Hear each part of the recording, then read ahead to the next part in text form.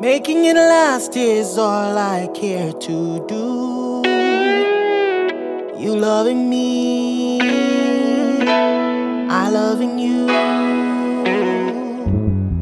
Mothers and fathers, husbands and wives, sisters and brothers, friends for life. We won't live in the past.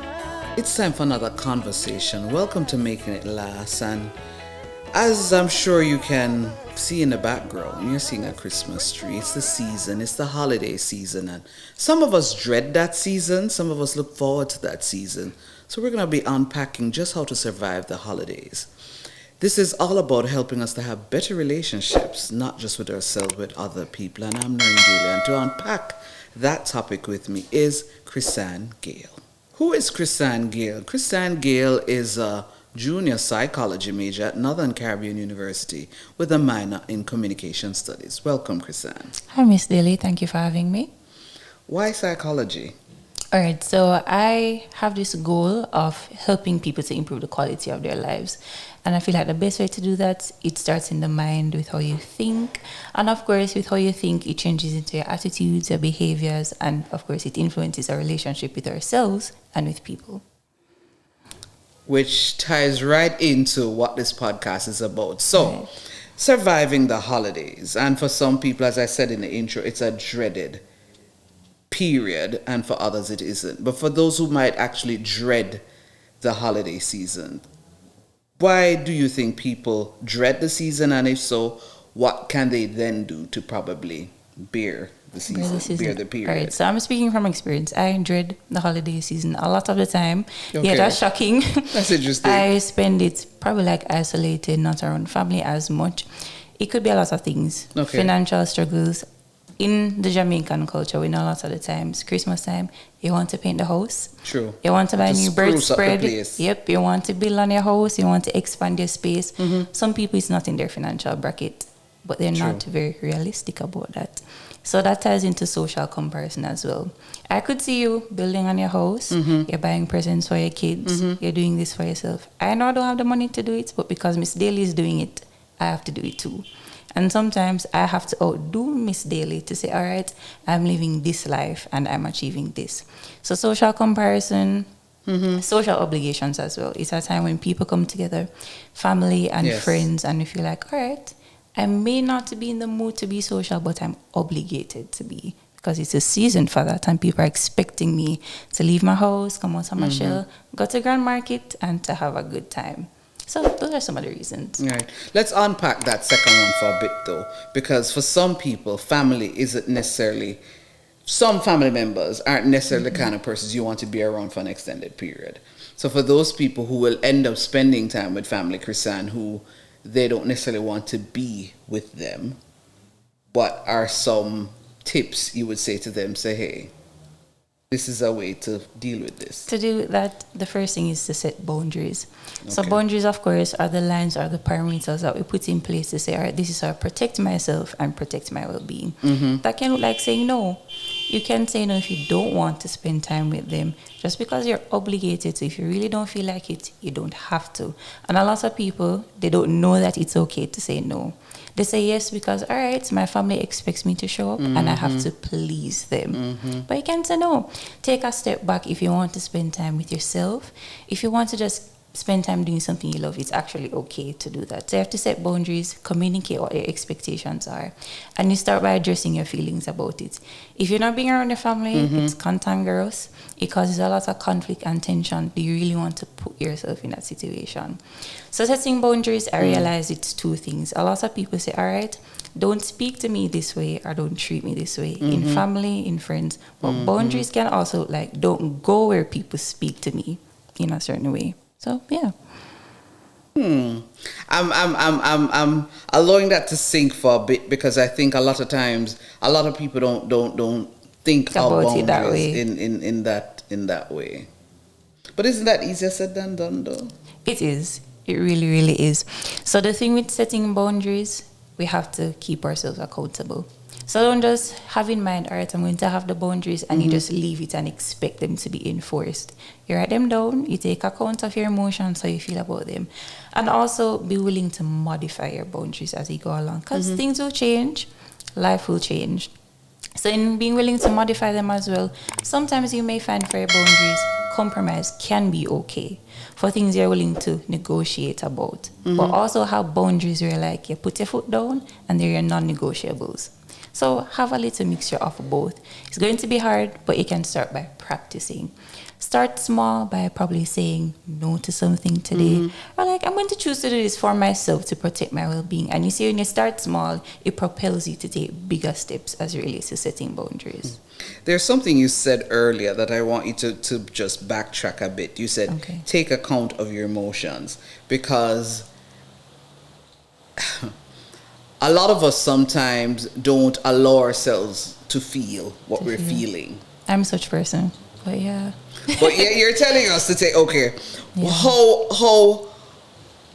how do you do that when it is not something you're accustomed to doing, which is to stop and allow yourself to feel? Because that's basically what you're saying. Yeah. I had an experience in the past few weeks where I wasn't confronting my emotions at all. Okay. And I was like, okay, I didn't even know how to pray about it. And I thought of something. I was like, what to do when you can't find the words? So I started to kind of think of activities I could perhaps use. And I found myself, I grabbed a book, I grabbed some crayons or some different color paints, and I just started scribbling. Whatever emotion I thought was there, I gave it a color until I was able to have this big ball of mist. I was probably just like, okay, maybe this color could be fear, maybe this color could be guilt. And it made it a lot easier to say, wow, I have a lot to untangle. And that made it a little bit easier to sit with it and try to figure things out. So you have to find what works for you. And it starts with honesty. If you know you're not okay, don't tell yourself that you're okay. Or you don't have to lie to your friends and be like, I'm fine. It's okay to not want to talk about something if it's wrong, but it's actually fine to not be okay. So you have to be willing to be honest with ourselves. Okay. Is this gender specific though? Meaning, a lot of, and I don't want to end up sounding sexist, so I have to be very careful how I say this, but more often than not, it is females who will be more open to allowing themselves to feel. So for the men who are saying, that's a female thing, what's your response to that? So, I've had experiences where it's definitely harder for them, but I know that brotherhood is a big thing amongst males. Okay. So if you can find people that you can relate to and people that you can trust, I'd say give it a shot. Nothing ventured, nothing gained. If you don't try to trust people, you'll really never know. You have to be willing to give it a shot. Okay. We're gonna take a short break and get a word from our partners. We'll be right back. Husbands and wives, sisters and brothers, friends for life. We won't live in the past. We're making it last. Mothers and fathers, sisters and brothers, friends forever. You can't live your best life without a healthy immune system. Boost your immune system the delicious way with Zappy's organic juices and punches. Made from local produce with zero added sugar, our juices cleanse and revitalize your body as they boost your natural immunity. Try our delicious flavors: Beat It, Berry Bomb, Get Fresh, Ton Up, and Island Splash. Find us on Instagram at Zappy's Organics, or call or send a WhatsApp message at 1-876-779-8910 to order today. That's 1-876-779-8910. Zappy's Organic Juices and Punches. Live your best life today.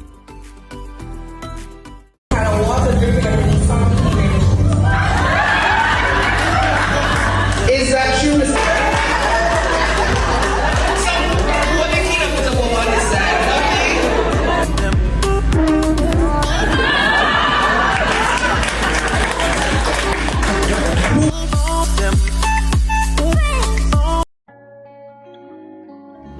Langdo Language Institute was created to meet your language and communication needs. All of our packages were created just for you. We are passionate about language and dedicated to your success. We offer the CSEC English program, the Study Buddy program, the Get Ahead with English program, and the Business Communication program. Contact us at 767-285-0938 or email us at langdolanguage@gmail.com. Because the real question is, how can we help you? Last is all I care to do. You loving me, I loving you. Mothers and fathers, husbands and wives, sisters and brothers. So just before the break, we're as asking if it is gender specific. So males find it sometimes difficult, and I think sometimes it has a lot to do with how they're socialized. So how then can we even help to change that perception that boy, man mustn't express their man, mustn't, show their emotions? All right, I'm going to add 2 letters before the word man, human. Ah. A lot of the times we forget that, all right, men are people too, and they have feelings. Just like how with teachers in the classroom, we forget, all right, they're just teachers, they're just professionals. Miss Daly is also a person with feelings. The person behind the camera is also somebody with feelings. Men are persons with feelings. And I find that if a lot of persons, especially females, because, females and males are friends, if you hold spaces for our men and allow them the freedom to speak, a lot can change. How can we then create these spaces though, Krisann? Create these spaces, Because in all of this, it then goes back to what we started out talking about, the whole idea of surviving the holidays. Surviving the holidays. What I found for my male friends at least, and hopefully this can help somebody, if I study their pattern, how they respond to certain things, I'm like, all right, he's shutting down or he's having a hard time, I make it known that I'm there for them. So I leave a space and I show up for them. So I know that when it gets to a certain point and they're willing to share something, they know that, all right, Krisann is there because I can count on her, and she's provided this opportunity to say, all right, I can talk to her and she's going to listen. I don't approach them with judgment. I'm not very harsh on them when they make certain decisions. I try to be as understanding as possible. And it really does help when we think about it from an empathetic perspective, putting ourselves in their shoes. How would we want to be treated when we're having a hard time and when we're grappling with certain things and we're not sure how to gauge them or how to navigate? Okay. Well, this is because Krisann pays attention to her male friends or male family members. So a lot of persons don't do that because more often than not, the males act as if they're just so in charge of everything. So that's true. And we don't allow them the opportunity to say, all right, it's okay to let your guard down. And it goes back to what you say, how they're socialized. But here's the thing. Socialization can always change. And as we go through life, we learn and we unlearn and we relearn. So we also have to really pay attention and do our best to reapply ourselves to create those safe spaces. Okay. So you started out with social comparison, and I'm forgetting what the first one was. You said social comparison. What was the other one? I spoke about financial struggles as well. Okay. Now, a lot of persons don't necessarily have much control over that in terms of not being able to because of financial constraints. What is your advice to those who allow this season to really get to them? Get to them is right. So as it relates to spending, so I have found, and it really does time with social comparison, a lot of the times if we take our eyes off what others are able to do and we focus on, okay, I actually have this and it is sufficient, gratitude plays a big part in it. As well as we have to set realistic expectations. If we're in a position where we can't afford something, why are you going to do it? If you live above your means today, you're going to live below your means tomorrow. So you have to try as best as possible. Be real with yourself, be real with where you're at, and as best as possible. In everything, of course, persons might have it better than you, but in everything, no matter how little you may have, there are undercurrents of joy. And there's always reasons to be grateful. Yeah. So we started out talking about the whole idea of those who will dread the season. You said that there are those 2 things that probably would two factors that would influence that. Are there any other factors that you think would influence people dreading A big the one. holiday season? Grief.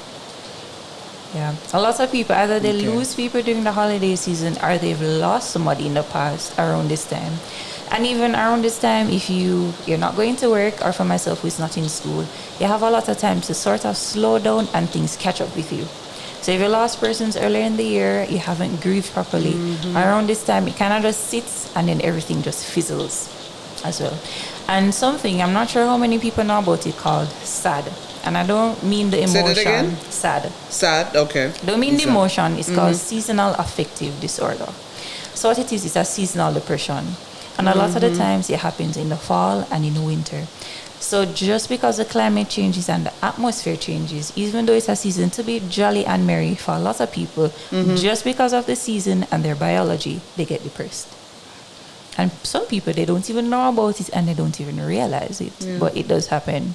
Yeah, okay. So we've dealt with those who might end up dreading the season. For those who are saying, yes, this is my favorite time of the year, I get to spend time with family. What advice, because even in all of that, there's still some ways that you still need to, manage it, because you could also then go to the extreme. But for those who are looking forward to it, what tips do you have for them as well? Hey, we know you're enjoying the conversation, but guess what? This is just part one of a two-part conversation. Join us next week for part two.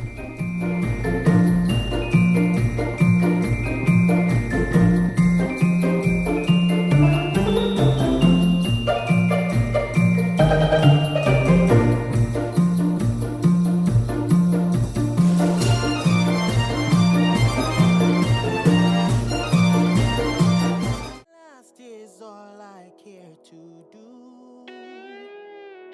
You loving me, I loving you. Mothers and fathers, husbands and wives, sisters and brothers.